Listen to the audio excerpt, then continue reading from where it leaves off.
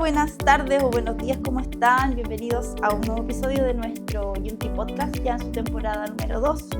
Hoy día nos acompaña Claudia Godoy, educadora diferencial, magíster en Dirección y Liderazgo para la Gestión Educacional y actualmente cursando el doctorado en Ciencias de la Educación en la Universidad de Granada, España. Así es. Claudia además tiene una amplia trayectoria que te voy a pedir a ti que nos cuentes un poquito, que es mejor que lo diga yo, pero una cosa muy importante que quiero pedirte que nos cuentes es sobre el estudio que estás realizando ahora, que es de lo que vamos a hablar hoy día. Ya, perfecto. Gracias primero que todo por la invitación. Y bueno, comentarte que desde mis primeros años de docencia siempre fue mi interés ver cómo contribuir a derribar barreras para el desarrollo y aprendizaje de las personas desde el ámbito educativo. Y a partir de ahí me voy dando cuenta que finalmente el liderazgo es una palanca súper potente para construir comunidades educativas más inclusivas y mucho más potentes. Entonces ahí empiezo a explorar finalmente cómo puedo hacer una contribución de distintos ámbitos, más que todo. Entonces, primero como directora de escuelas especiales, después capacitando equipos directivos. En el ámbito de políticas públicas también en el Ministerio de Educación fui parte del equipo de liderazgo para la mejora educativa y a partir de ahí empieza también desde este amor también por la educación diferencial a preguntarme si finalmente también estábamos incluyendo a todos los liderazgos en las iniciativas, tanto de política pública como en lo que es capacitación o en la academia. Entonces, a partir de ahí, empiezo a hacerme hartas preguntas acerca de cómo podemos incluir a estos líderes en las iniciativas, pero también me doy cuenta que me falta por conocer mucho. Entonces, justamente una colega me propone iniciar estos estudios de doctorado y ahí veo como esa posibilidad, como de aprender al mismo tiempo que uno podría aportar a ese tema específicamente. Es súper interesante, Claudia, porque, bueno, de todos los episodios que hemos tenido, no sé si la gente ha tenido la posibilidad a lo mejor de verlos, pero siempre llegamos a campos que se van cruzando. Tuvimos, por ejemplo, un episodio con una directora, y hablar de liderazgo es un tremendo tema, un tema súper potente. En educación, además, quienes ejercen ese tipo de roles generalmente son profesores que han llegado, ¿no es cierto?, ya sea por concurso público, ahí hay harta preparación, pero en otros roles, quizás no siendo directores, pero sí dentro de los equipos de gestión, profesores, educadores diferenciales, hoy día dentro de los equipos PIE también psicólogos, psicopedagogos, personas de otras profesiones, pero en nuestra formación, ¿no es cierto?, de pregrado, probablemente no sabemos mucho de estas áreas. Entonces sí es un vínculo que hay que llegar, ¿no es cierto?, a hacer con harto estudio, me imagino, para ser buenos líderes, porque un buen líder hoy día también tiene hartos matices, ¿no es cierto? Hay harta cosa que llegar ahí. ¿Cómo ha sido? Tú me hablaste al principio de que habías sido directora de escuela especial. ¿Cómo fue ese camino hasta llegar hoy día cómo fue ese rol, digamos? Mira, la verdad es que es un rol bien desafiante, pero también muy bonito, en el sentido que finalmente, si bien también la educación de aula es algo que a mí me fascina, a través de la dirección tú te das cuenta que puedes impactar en los profesores. Entonces, en ese sentido, como que se amplía quizás el potencial del director o de la directora. Y en ese sentido, el contacto con los profesores, el conocer las necesidades que tienen, el poder quizás generar una planificación estratégica acorde a esas necesidades y a las necesidades de los niños, niñas, creo que es una muy bonita oportunidad para empezar a meterse en estos temas. Y por supuesto, a partir de ahí y de esa experiencia, también empezar a explorar cómo tú puedes contribuir con otros directores o directoras.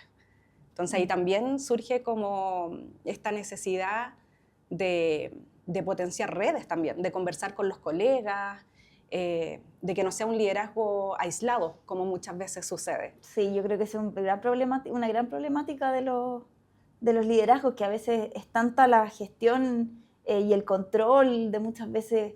La directora que vino nos contaba que a veces hay cosas muy domésticas, incluso de las cuales un director se tiene que hacer cargo. Pero, ¿y cómo se llega a esa red con otros directores?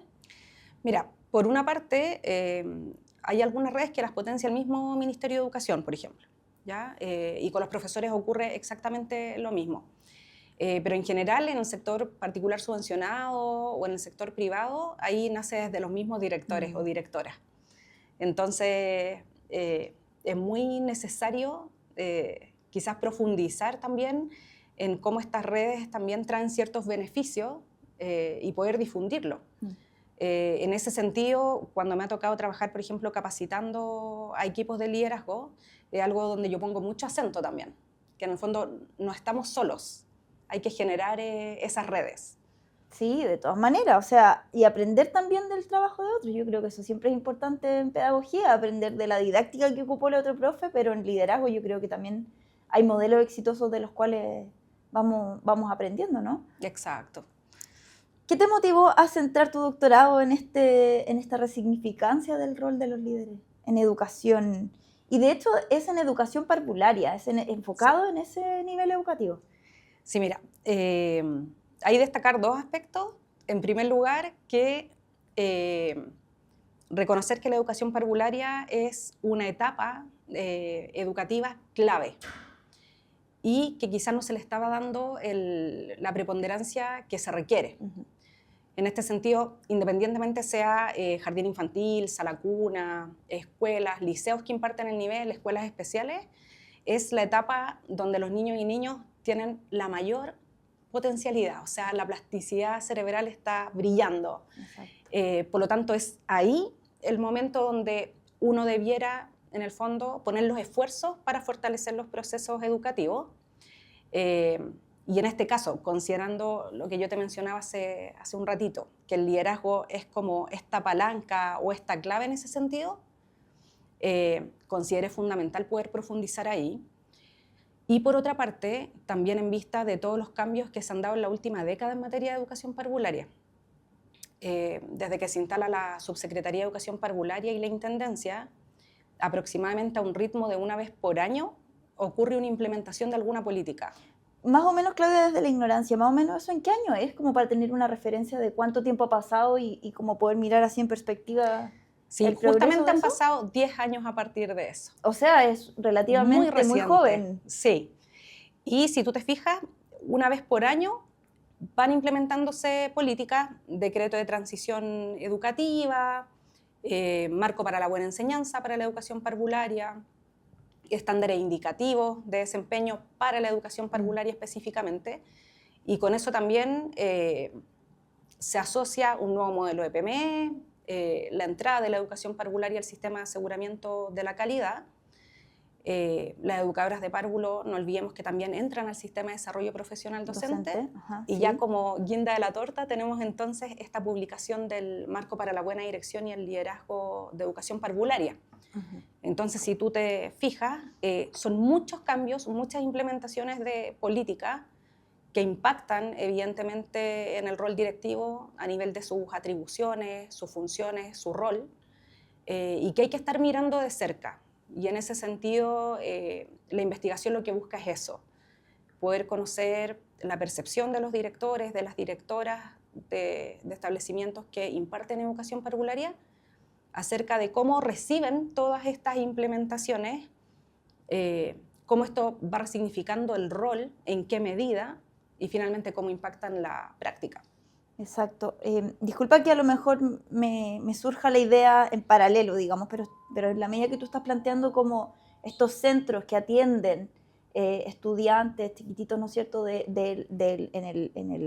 la etapa, ¿no es cierto?, de la educación parvularia.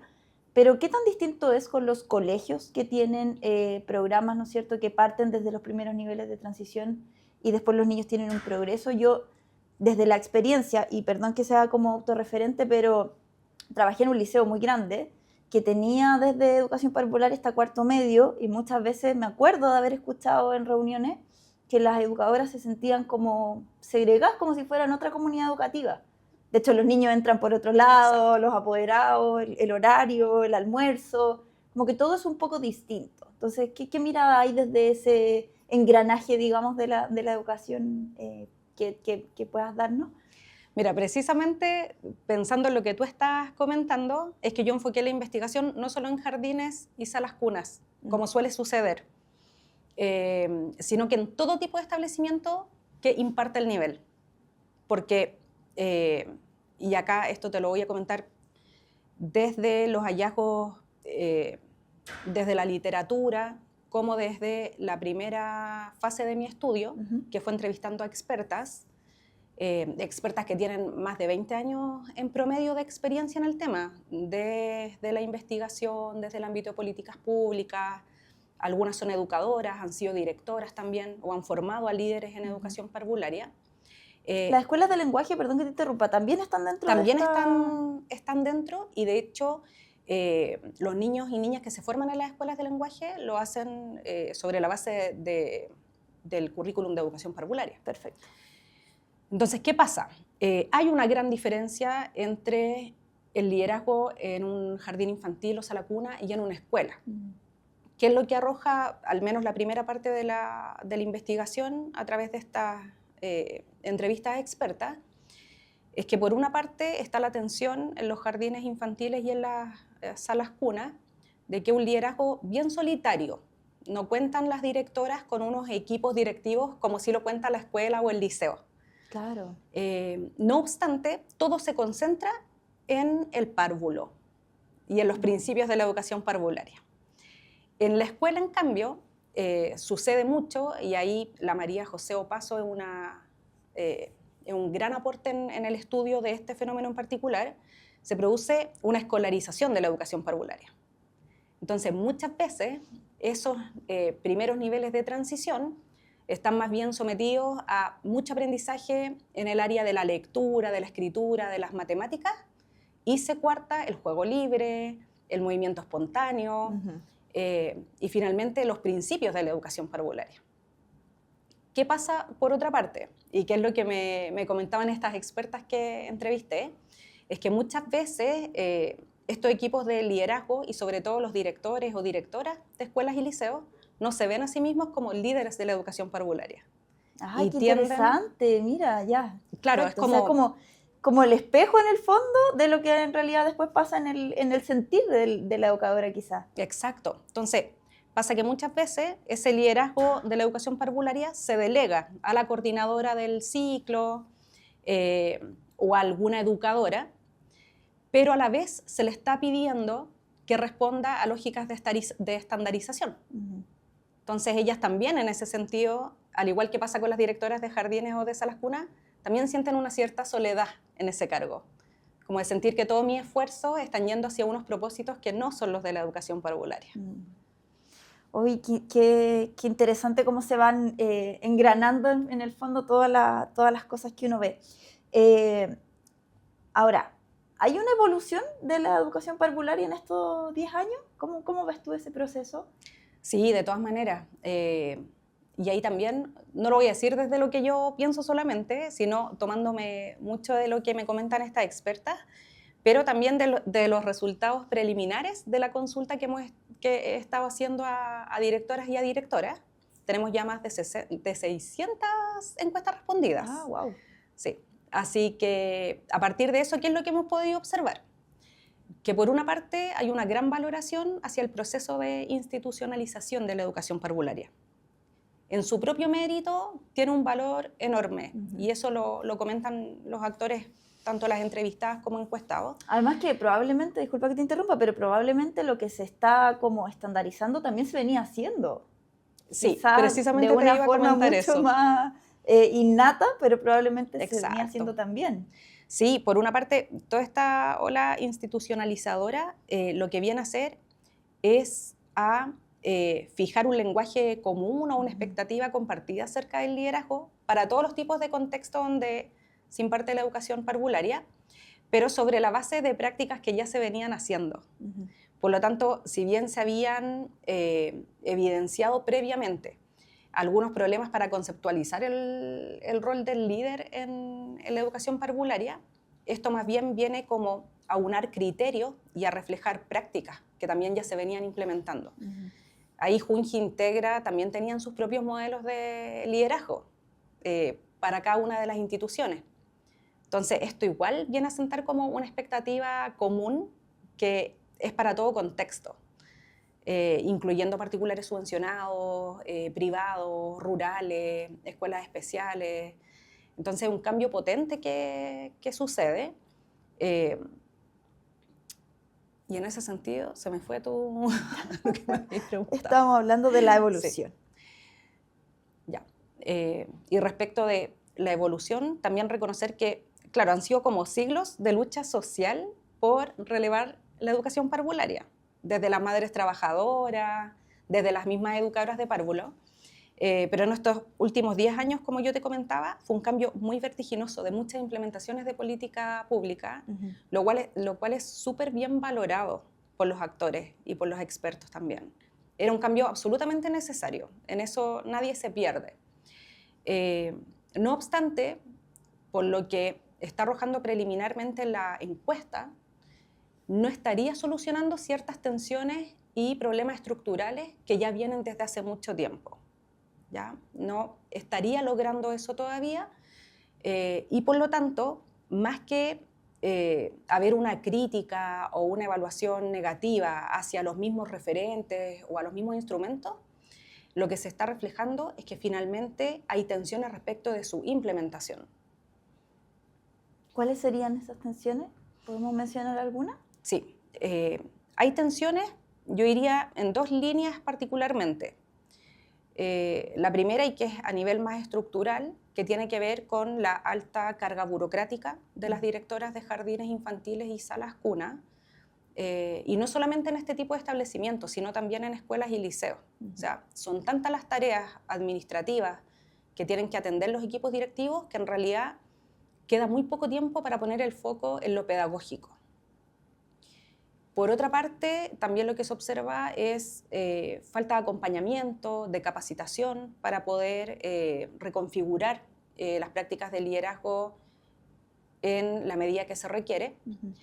Pero por otra parte, y diría yo que esto es aún más profundo y es más expresado por las encuestadas y por las expertas que entrevisté, hay 3 cuerpos densos de creencias súper profundamente arraigadas en la sociedad respecto de la educación parvularia en sí misma. Y mientras eso no se resignifique, mientras no cambie, tampoco lo va a hacer el liderazgo. Primero, esta creencia de que los jardines infantiles o la sala cuna vendrían a ser una suerte de guarderías. O sea, ahí el niño va a ser cuidado, va a jugar, y por lo tanto esto repercute también en la autoimagen que tienen las educadoras y las directoras de jardines y salas cuna. Y crea esta tensión que ahí Paula Guerra ha sido bien crítica respecto de ello, entre cuidar o educar, siendo que ambos aspectos debieran ser 2 caras de la misma moneda en el fondo. Exacto. Es una educación a través del cuidado y un cuidado que también debiéramos poder fortalecer en niveles superiores incluso. Sobre todo considerando lo que tú mencionaste también de que es una oportunidad a nivel neurocognitivo en el fondo de aprender. Y por otra parte, pasa que estos roles, tanto de educadoras como de lideresas, en este tipo de contexto, están aún muy estereotipados. Entonces, ¿qué pasa? Tenemos ya una alta feminización en el sector, más de un 99%. Te lo iba a preguntar porque todo el tiempo te escucha. Bueno, yo ahí tengo una bandera de lucha en cuanto a los lineamientos como de género. Y todo el rato he estado pendiente de que me hablas de las lideresas, de las entrevistadas, y te lo iba a preguntar, de hecho, cómo va el camino hacia abrir la posibilidad a que las personas que se sientan identificadas con el sexo masculino, con el género masculino, ¿no es cierto?, puedan también estar ocupando espacios dentro de los contextos de los párvulos. Perfecto. Sí, ahí, claro, tenemos más de un 99% de mujeres en los cargos de educadoras, técnicos y lideresas de las salas cuna y jardines infantiles. Y por una parte, esto trae aparejado dos complejidades. Una, que es esta asociación de este rol al maternaje y al ser cuidadora. Y por otra parte, que segrega a los hombres de la posibilidad de siquiera plantearse ser parte de este nivel educativo. Claro, querer estudiar a lo mejor. Exacto. porque también ven de esta forma un poco quizás amenazada su masculinidad incluso. Entonces es un tema bien complejo, que no ocurre en escuela. En escuela tenemos equipos directivos mucho más diversos a nivel sexogenérico, pero ahí ocurre la otra complejidad que yo te mencionaba, que es la de la escolarización. Entonces se tiende a pensar que en ese tipo de contexto la educación parvularia es más bien como un propedéutico, como una preparación para el primero básico.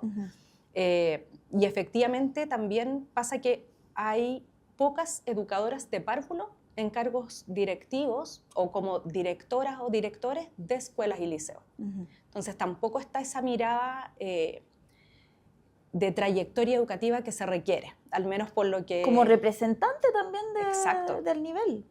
Sí, hoy qué interesante el avance que has tenido y las entrevistas, como los datos que van entregando, son súper muy interesantes de poder analizar desde una perspectiva de mejora también, como una oportunidad para que se produzcan cambios, ¿no? Yo creo que por ahí también apunta cualquier investigación a poder mirarla y en el futuro también ir obviamente tensionando estas cosas, pero para poder avanzar. No sé si lo ves desde esa mirada también. Sí, de todas maneras lo veo desde esa mirada, sobre todo porque junto con pedirles que evalúen de cierta forma las políticas implementadas, la idea es saber dónde les aprieta el zapato, en el fondo, qué es lo que las está y los está tensionando en la práctica, en el día a día, qué apoyos requieren, pero mirando todo el espectro de las políticas que se han implementado, no solamente una en profundidad. Entonces, eso igual permite articular, en el fondo, todas estas políticas y su análisis, pero quizás bajo tensiones o bajo requerimientos que son más globales y que son culturales, sociales. Al menos lo que ha arrojado hasta ahora la investigación es una petición por parte de, especialmente las directoras de jardines y salas cunas, de dignificar el rol, de reconocer la relevancia que el liderazgo tiene en este nivel. Sin duda que sí. Dentro de la trayectoria escolar, porque hemos hablado harto como de esta tensión que muchas veces ocurre en los establecimientos a lo mejor de enseñanza básica o liceo, ¿no es cierto?, que tienen el nivel de educación parvularia. Incluso los otros, ¿qué nivel de relevancia en el fondo tiene esta trayectoria? Poder afianzar esta trayectoria. Sí, yo creo que ahí hay que hacer dos distinciones. Una que refiere al inicio de esa trayectoria educativa, y donde lo que estamos observando es que en Chile, al no haber un kinder obligatorio aún, es algo que igual está en riesgo. La evidencia nos dice que mientras antes tú inicies tu trayectoria educativa, mejores oportunidades de mejorar tu calidad de vida vas a tener, ¿ya? Una adultez mucho más plena, y no solo en el ámbito personal y académico, sino también social, laboral, una educación parvularia de calidad desde los primeros años, incluso reduce la propensión al delito. Entonces ahí tú te das cuenta que mientras antes inicies esa trayectoria educativa, mucho mejor. Pero ¿qué pasa? Que también tenemos este problema de la transición, ¿ya? Y que también es muy relevante hablar de ello en el sentido de poder proteger esas trayectorias educativas. El niño no deja de ser niño porque pasa primero básico, por lo cual esa transición respetuosa del ritmo de desarrollo es algo que sí requiere desde los liderazgos, sobre todo de las escuelas, un cuidado especial, precisamente con esa mira a fortalecer trayectorias educativas. Hay un quiebre importante que uno ve en ese proceso, de hecho, con ese cambio que tú dices. Y qué bueno que mencionaste lo del kinder obligatorio, porque estamos en el 2025 y yo no puedo creer a veces que eso no haya avanzado, digamos, a hacer una legislación. Hace un par de capítulos atrás estuvo acá un profesor de una escuela rural que fue ganador del Global Teacher Prize, que fue una conversación súper interesante, pero nos mostró también como lo que pasa en el mundo rural. Y si no tenemos un kinder obligatorio, esos niños de las escuelas rurales no tienen, ¿no es cierto?, esa posibilidad de acceder también a eso. Entonces, ahí también volvemos como a esta mirada de si el interés superior del niño es lo que nos mueve en educación, ¿no es cierto?, también debiésemos avanzar hacia allá, ¿no es cierto?, para poder dar cobertura a otros sectores también, que no están centralizados dentro de las ciudades. Ahí no sé si me pierdo un poco de la conversación, pero no puedo evitar preguntarte si dentro del estudio hay sectores rurales, por ejemplo, o más alejados. Sí, hay ya encuestas desde sectores rurales, también desde el sector privado, también desde escuelas especiales. Por lo tanto, efectivamente va a arrojar, yo creo precisamente para esos contextos, información muy importante en ese sentido acerca de las necesidades y los requerimientos que tienen. Efectivamente, son contextos que sí se sienten muy aislados desde esta implementación de política. Ahora, ¿qué pasa también? En la normativa tenemos una contradicción, que por una parte la Constitución señala que el primer nivel educativo está en este nivel de transición, pero por otra parte otro cuerpo normativo nos dice que no es obligatorio. Y esto agravado por la falta de discusión política y social acerca de la relevancia que tiene este nivel. Entonces, cuando ocurre esta discusión sobre el kinder obligatorio, también es muy relevante abordar, en el fondo, qué es lo que estamos comunicando a las familias y a la sociedad en general acerca de la relevancia que tiene la educación parvularia y la educación en los primeros años.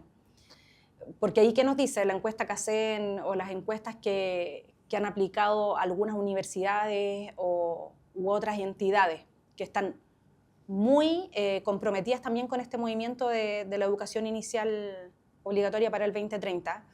Y es que las familias no ven realmente el valor de la educación parvularia. Lo que las familias te dicen es que yo lo cuido mejor en casa, o no tengo confianza en el jardín o la sala cuna donde lo van a cuidar. Entonces, todo eso es lo que hay que ir revisando, de cómo finalmente cambiamos este chip que asocia tanto la educación inicial a solo un sistema de cuidados o de guardería, que son súper necesarias en todo caso. En Chile hay una posibilidad de que también las mujeres vuelvan a vincularse con el ámbito laboral a través de estas lógicas de cuidado.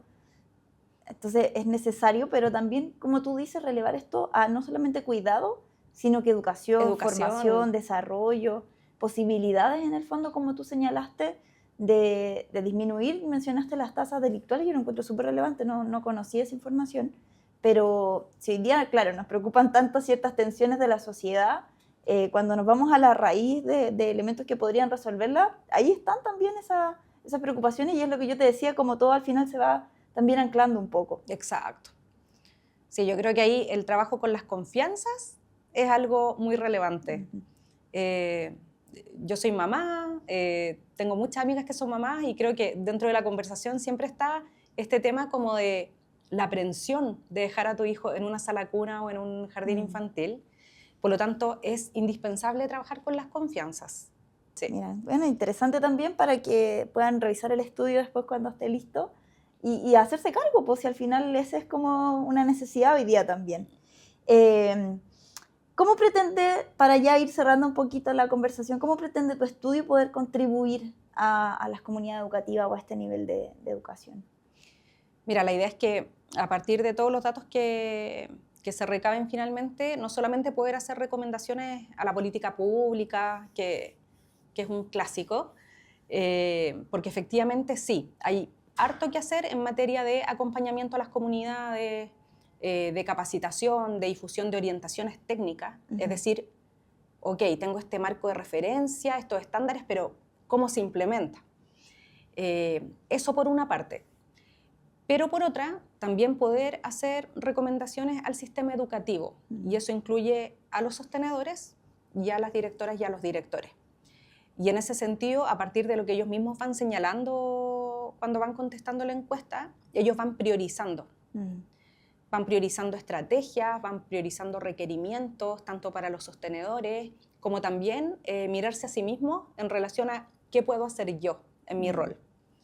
Y ahí al menos lo que ha estado apareciendo hasta el momento es que por una parte de los sostenedores se requiere mucho acompañamiento también, junto con potenciar las redes entre directores y directoras. no solamente entre salas cunas, jardines infantiles o escuelas por una parte, sino entre ellas. Entonces, ahí hay un trabajo que hacer y una recomendación muy a priori que te podría expresar a través de estos resultados más preliminares. Y por otra parte, el asegurar por parte del sostenedor también las condiciones mínimas y una disminución de la carga burocrática o administrativa que enfrentan los directores y directoras. Ahora, ¿qué es lo que está apareciendo con los líderes y las lideresas? Es que ven su propia motivación como una de las grandes fortalezas que ellos tienen para poder reconfigurar sus prácticas de liderazgo. Ellos se reconocen como el motor. Y por otra parte, también muy abiertos a capacitarse, a acompañar a otros y a ser acompañados. El tema de las redes va apareciendo muchísimo a través de las encuestas también. Mira. Así que yo creo que por ahí también hay una recomendación que yo les podría hacer: levantar el teléfono cuando tengo un problema, una dificultad, algo que por primera vez se me presenta y no sé cómo abordar, llamar por teléfono a la directora del jardín que está cerca de mi colegio o de mi escuela, algún colega, preguntar, saber pedir ayuda y también estar disponible para prestarla también. Sí. Mira, y esto también se enlaza mucho con una fuerte, bueno, hay muchas investigaciones al respecto también, pero por parte del Ministerio también ha impulsado el tema del trabajo colaborativo. Entonces, esto llevado como al campo de los liderazgos, también desde ahí es importante desarrollarlo, y qué bueno que aparezca, porque como tú dijiste, y partimos la conversación justamente con ese tema de las redes, no sentirse solo, ¿no es cierto?, pedir ayuda, aprender de otros. Yo creo que es algo que es transversal a nuestro ámbito educativo. Claudia, para ir cerrando, ¿dónde podemos seguirte? ¿Dónde podemos ver los siguientes pasos de tu estudio? Y palabras que tú quieras dejar como motivadoras para las educadoras que puedan estarnos viendo, o para las lideresas y líderes que van a leerte después. Perfecto. Mira, principalmente utilizo la red de LinkedIn, por si ahí me quieren buscar, Claudia Godoy Orellana, y allí siempre estoy publicando los avances que voy haciendo en la investigación. Así que artículo publicado en revista, artículo que yo llevo también al LinkedIn, por ahí me pueden seguir. Y como recomendación, yo creo que nuevamente centrarnos en lo que es la colaboración, que es algo más cultural.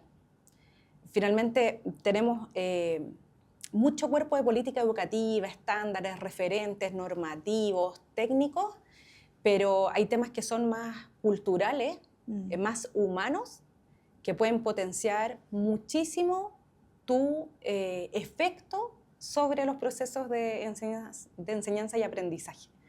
Y que se basan netamente en el apoyo, en la colaboración, en el trabajo conjunto, y no hay que esperar alguna iniciativa, alguna pauta. Solamente hay que levantar el teléfono, como digo yo, y comunicarse. Ahí está todo la esencia finalmente de poder ir construyendo juntos una educación mejor. Así Sí, que... Qué bueno. Ojalá que se afiancen las redes.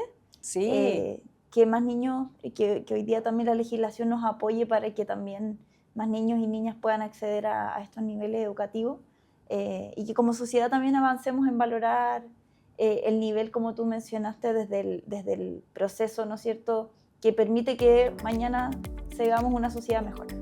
Vamos a estar pendientes de tu investigación, te vamos a seguir en las redes que nos dijiste. Gracias a ustedes. Un regalito pequeño por haber venido. Muchas gracias. Te agradecemos mucho muchas gracias. Y te deseamos mucho éxito en este camino. No, agradecerles yo de verdad la posibilidad. Es un tema importante para mí, pero creo que también es muy importante ahí como sociedad que también nos pongamos la camiseta con relevar y darle la posición a la educación parvularia que realmente se merece y que se merecen los niños y niñas. Así que en ese sentido, muchas gracias también por el espacio. Gracias. Bueno, los invitamos a comentar el episodio del día de hoy, si son a lo mejor educadores de párvulo, educadoras, si están en este camino de iniciar procesos de liderazgo. Les deseamos mucho éxito y pónganlo en los comentarios y déjennos su me gusta. Nos vemos.